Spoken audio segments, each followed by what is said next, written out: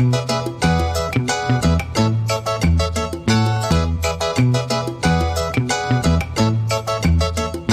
Morning मेरे प्यारे बच्चों। जैसा कि मेरे प्यारे बच्चों, आज हम पाठ की शुरुआत करने जा रहे हैं अध्याय 16 काल, जिसे हम टेंस के नाम से जानते हैं। इससे पहले मैंने आपको पाठ 15 अविकारी शब्दों के बारे में बताया और समझाया था। मुझे आशा और विश्वास है कि वह पाठ आपको पढ़ने और समझने में किसी भी प्रकार से कोई समस्या का सामना नहीं करना पड़ा होगा।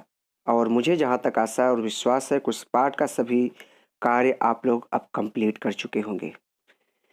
जैसा कि मेरे प्यारे बच्चों, पिछले दिन हम लोग गणतंत्र दिवस का त्यौहार मनाएं और भारत की आज़ादी के बाद जो हमारा यह संविधान लिखा गया 26 जनवरी सन 1950, यही हमारा रिपब्लिक डे होता है। गणतंत्र दिवस के रूप में हम मनाते हैं।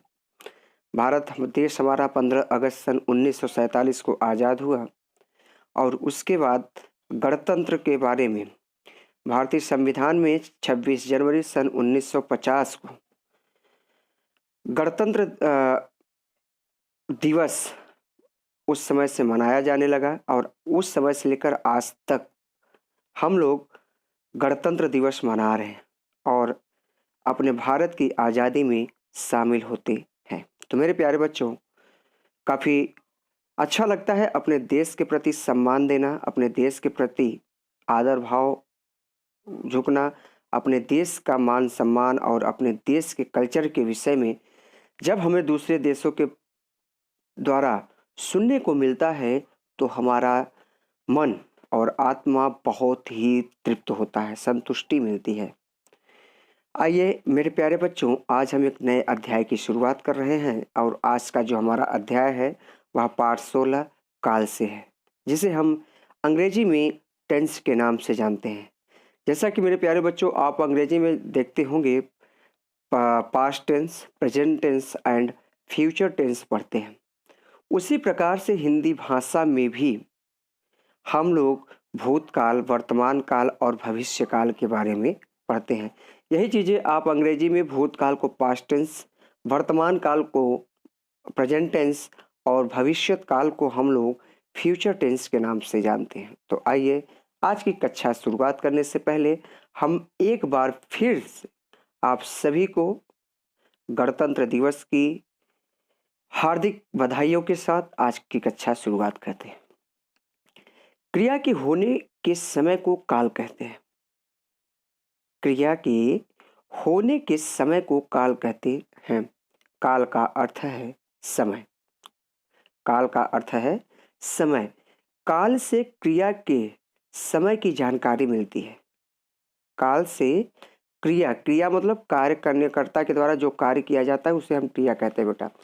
तो काल से क्रिया के समय की जानकारी मिलती है। आइए कुछ उदाहरणों के माध्यम से समझें और जानते हैं कि हमें कैसे समय की जानकारी मिलती है। क्रिया के समय, क्रिया जो हमारी होती है उससे हमें समय की जानकारी कैसे मिलती है, ये हम जानते हैं चित्र के माध्यम से। जैसा कि हम देख रहे हैं कि श्री कृष्ण ने अर्जुन को गीता का उपदेश दिया।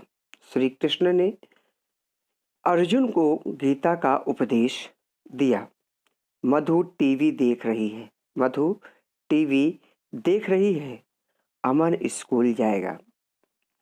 मेरे प्यारे बच्चों, जैसा कि इस चित्र के माध्यम, पहले चित्र में आपने देखा कि श्री कृष्ण ने अर्जुन को गीता का उपदेश दिया। दूसरे चित्र में आप देख रहे हैं कि मधु टीवी देख रही है और तीसरे चित्र में आप देख रहे हैं कि अमन स्कूल जाएगा। तो यहाँ पे बेटा, यहाँ पे जो हम बात करने जा रहे हैं, क्रिया हो रही है वो या हो चुकी है या आगे होने वाली है। क्रिया जो कार्य करने का जो हमारा स्थित है, कंडीशन है, वो क्या हो रही है, वर्तमान समय में चल रही है, या कार्य हमारा जो है पूरी तरीके से समाप्त हो गया है, या कहीं एक कार्य जो है हमारा आगे आने वाले समय में होगा। पहले उदाहरण को हम देखते हैं। श्री कृष्ण ने अर्जुन को गीता का उपदेश दिया। तो मेरे प्यारे बच्चों, श्री कृष्ण जो है इस युग में तो अर्जुन को उपदेश दिया नहीं था, है ना।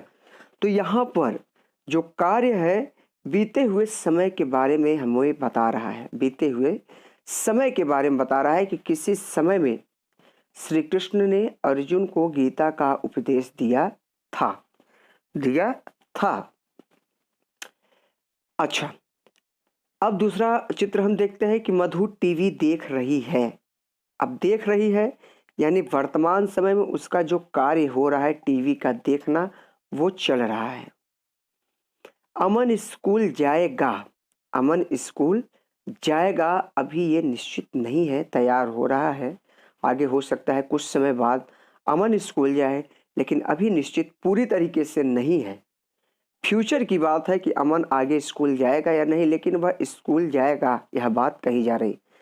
तो मेरे प्यारे बच्चों, जो हमारा वर्तमान काल, भूतकाल और भविष्य काल है, उसके अंतों में जैसे हमारा भूतकाल है तो था थी थी। वर्तमान काल है हो हैं, और भविष्यत काल जो हमारा होता है उसमें गा गे गी। वाक्य के अंत में अगर हमें दिखाई देता है तो हम क्रम से भूतकाल, वर्तमान काल और भविष्य काल पहचानते हैं।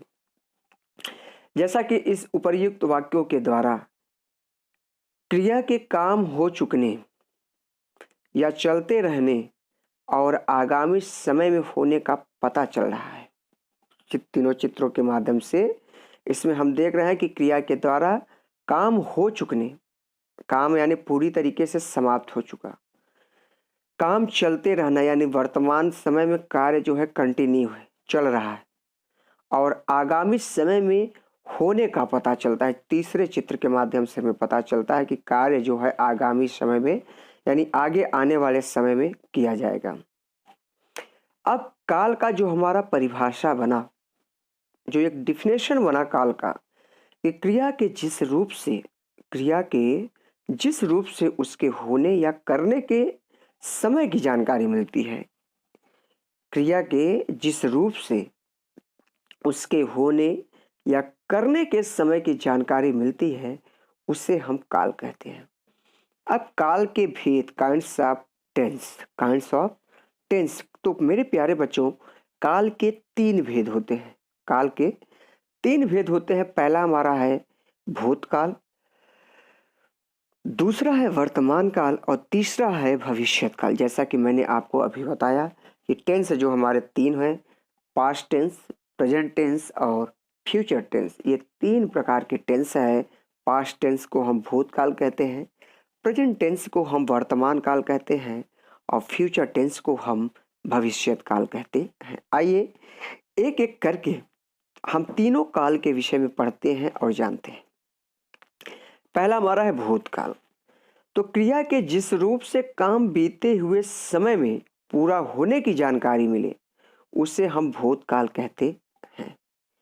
क्रिया के जिस रूप से काम के बीते हुए समय में पूरा होने की जानकारी मिले, उसे भूतकाल कहते हैं।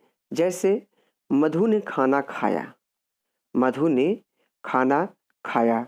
अदिति ने पत्र लिखा, आंसू सो रहा था। मैंने आपको बताया ना कि वाक्य के अंत में जब था आपको दिखाई दे तो आप तुरंत समझ जाइए कि कहीं ना कहीं बीते हुए समय के बारे में बात कर रहा है। तो यहाँ पे पहले चित्र के माध्यम से हम देख रहे हैं कि मधु ने खाना खाया, यानी वह कार्य जो है पूरी तरीके से समाप्त हो चुका है। मधु जो है खाना खा चुकी है। अदिति ने पत्र लिखा, अदिति ने पत्र लिखने का कार्य जो है वो बीते हुए समय के बारे में बता रहा है। और आंसू सो रहा था। तो ये जो सभी कार्य हो रहे हैं वो हमें बीते हुए समय के बारे में जानकारी दे रहे हैं। और ऐसे जब हमें बीते हुए समय के बारे में जानकारी प्राप्त होती है तो उसे हम भूतकाल के अंतर्गत रखते हैं। जैसे अन्य कुछ उदाहरणों के माध्यम से हमारा यह पूरी तरीके से कन्फर्म हो जाएगा। क नंबर कहता है मोहित दिल्ली गया था आ गया अंत में। ख नंबर कहता है कि बिल्ली छत से नीचे कूदी, यानी बिल्ली का जो छत से नीचे कूदना था वो कार्य जो है पूरी तरीके से समाप्त हो चुका है। ग नंबर कहता है यदि वह मेहनत करता तो पास हो जाता। यानी एग्जाम के बारे में बताया जा रहा है कि उसने मेहनत ही नहीं किया इसलिए फेल हो गया। उसने मेहनत ही नहीं किया इसलिए वह फेल हो गया। यदि वह मेहनत करता तो पास हो जाता। घ नंबर कहता है कि अब तक रमेश जाग रहा होगा, होगा, होगी, होंगे, ऐसे भी जब हमें वाक्य में दिखाई देता है तो हम वहां पे भूतकाल रखते हैं। अंग नंबर कहता है नौकरानी ने खाना पकाया। और च नंबर मेरा चित्र कार्यालय जा चुका था। मेरा चित्र जो है कार्यालय जा रहा था। इस उपर्युक्त उदाहरणों से यह हमें कन्फर्म होता है, निश्चित होता है कि कार्य जो है बीते हुए समय के बारे में जानकारी दे रहा है, बीते हुए समय के बारे में जानकारी दे रहा है। इसलिए यह हमारा कोई और टेंस नहीं, कोई और काल नहीं, बल्कि यह हमारा भूतकाल के अंतर्गत ही आएगा। इसके बाद दूसरा हमारा काल है वर्तमान काल। दूसरा हमारा है वर्तमान काल। तो क्रिया के जिस रूप से उसके वर्तमान में होने की जानकारी मिलती है उसे हम वर्तमान काल कहते हैं। प्रेजेंट में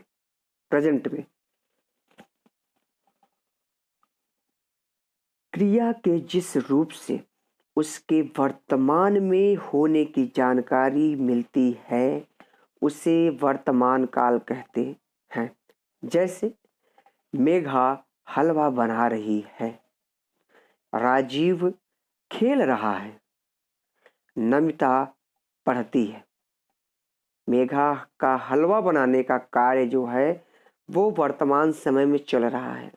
राजू का खेल जारी है और नमिता की पढ़ाई भी जारी है।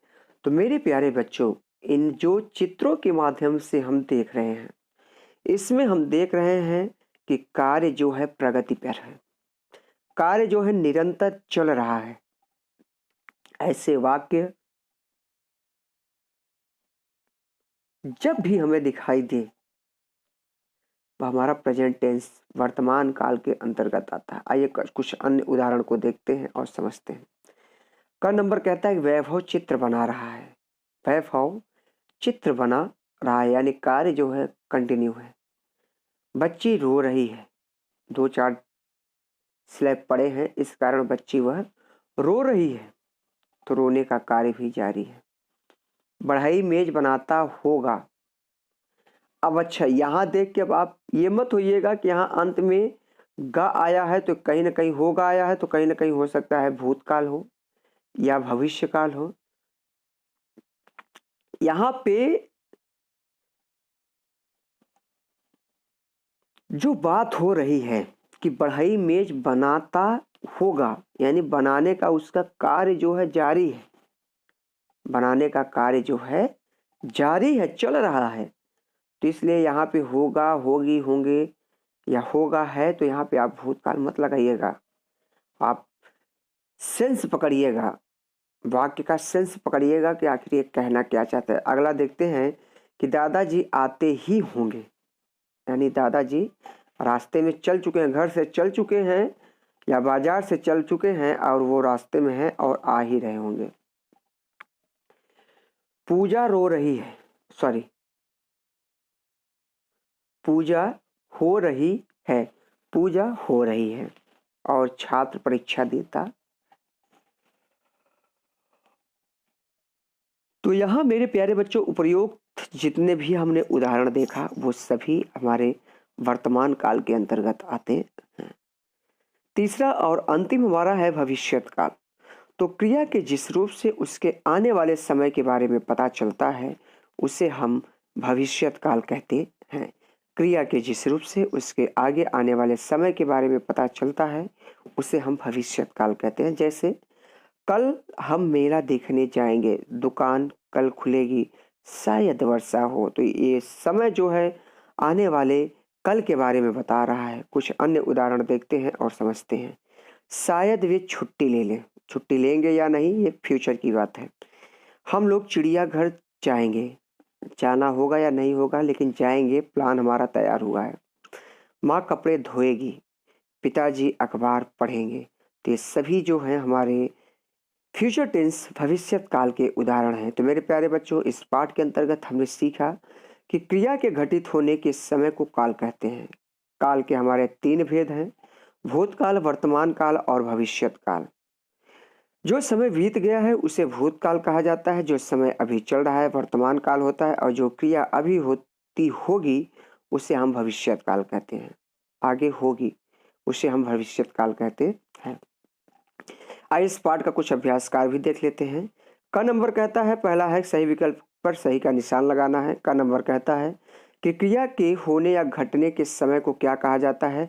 तो क्रिया के होने या घटने के समय को हम काल कहते हैं। ख नंबर है कि काल के कितने भेद होते हैं? तो काल के 3 भेद होते हैं: भूतकाल, वर्तमान काल और भविष्यत काल। ग नंबर है आंसू सो रहा था, उदाहरण है। तो आंसू सो रहा था ये हमारा भूतकाल का उदाहरण है। घ नंबर है कि भविष्यत काल का उदाहरण है। तो भविष्यत काल का इसमें जो पहला है जाएगा वो हमारा भविष्यत काल का उदाहरण है। उचित शब्द चुनकर रिक्त स्थान की पूर्ति कीजिए। क नंबर काल के 3 भेद होते हैं: भूतकाल, वर्तमान काल और भविष्यत काल। ख नंबर क्रिया के घटित होने के समय को काल कहते हैं। क्रिया के घटित होने के समय को काल कहते हैं। घ नंबर कहता है जो समय बीत गया है उसे हम भूतकाल कहते हैं। Very good.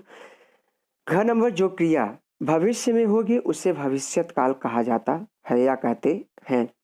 अंग नंबर है जो समय अभी चल रहा है उसे हम वर्तमान काल कहते हैं। सही के सामने प्रश्न नंबर 3 कहता है कि सही के सामने सही तथा गलत के सामने गलत का निशान लगाइए। काल का अर्थ समय नहीं होता, ये गलत है। काल का अर्थ ही समय होता है। काल के 4 भेद होते हैं, ये भी गलत है। काल के 3 भेद होते हैं: भूत, वर्तमान और भविष्य। ग नंबर है भूतकाल से क्रिया के बीते हुए समय की जानकारी मिलती है। बिल्कुल सही बात है कि भूतकाल से क्रिया के बीते हुए समय के बारे में जानकारी मिलती है। और घ नंबर और अंतिम हमारे ये है वर्तमान काल से क्रिया के अभी चल रहे समय के बारे में जानकारी मिलती है। तो मेरे प्यारे बच्चों, आगे जो ये चौथा और पांचवा उदाहरण दिया गया है उसे आप लोग स्वयं करिएगा। हम इस कक्षा की समाप्ति करते हैं। इसका जो प्रश्न उत्तर है वो आपको आज PDF के द्वारा मिल जाएगा। तो मेरे प्यारे बच्चों, हम कक्षा की समाप्ति करते हैं। अपनी सेहत का ख्याल रखिए। धन्यवाद।